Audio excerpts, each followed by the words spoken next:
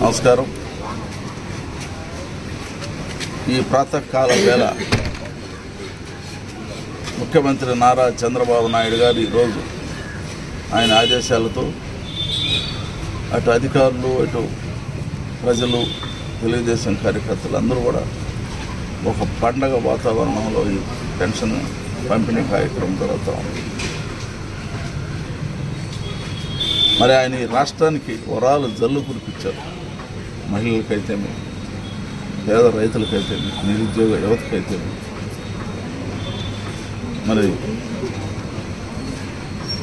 నిరుద్యోగ ఉపాధ్యాయులకైతేమి అందరూ కూడా మరి ఇచ్చిన మాట ప్రకారం మొట్టమొదటగా మెగా డిఎస్సిని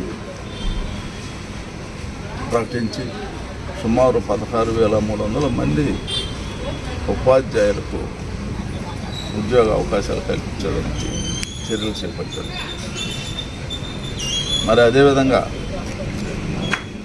ఇచ్చిన మాట ప్రకారం రాష్ట్రం ఆర్థికంగా 12 లక్షల కోట్ల రూపాయలు అప్పుల పాలైపోయినా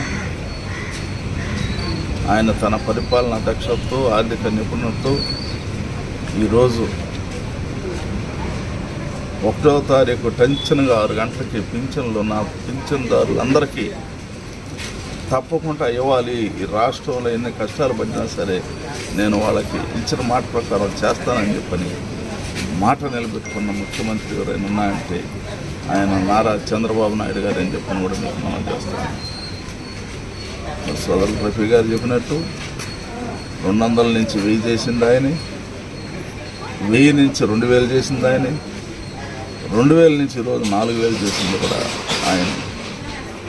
మరి ఎందుకంటే ఆయనకి పేద ప్రజల పట్ల, బడుగు బలహీన వర్గాల పట్ల ఒక దయాగుణం. పాలకుడికి ఎప్పుడూ దయాగుణం అనేది ముఖ్యం.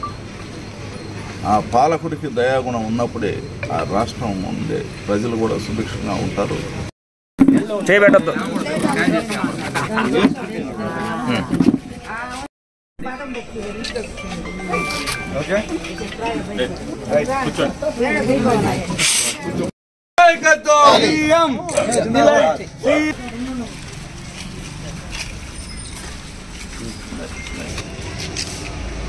తెలుగుదేశం పార్టీ, తెలుగుదేశం పార్టీ, చంద్రబాబు నాయుడు గారి నాయకత్వం, చంద్రబాబు నాయుడు గారి నాయకత్వం.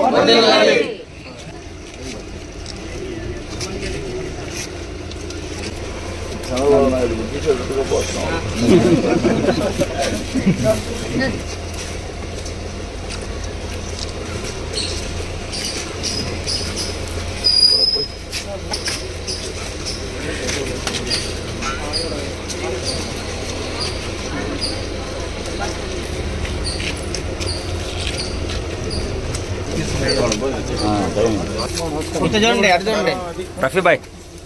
ముఖ్యమంత్రి చంద్రబాబు గారి నాయకత్వం, ముఖ్యమంత్రి చంద్రబాబు గారి నాయకత్వం.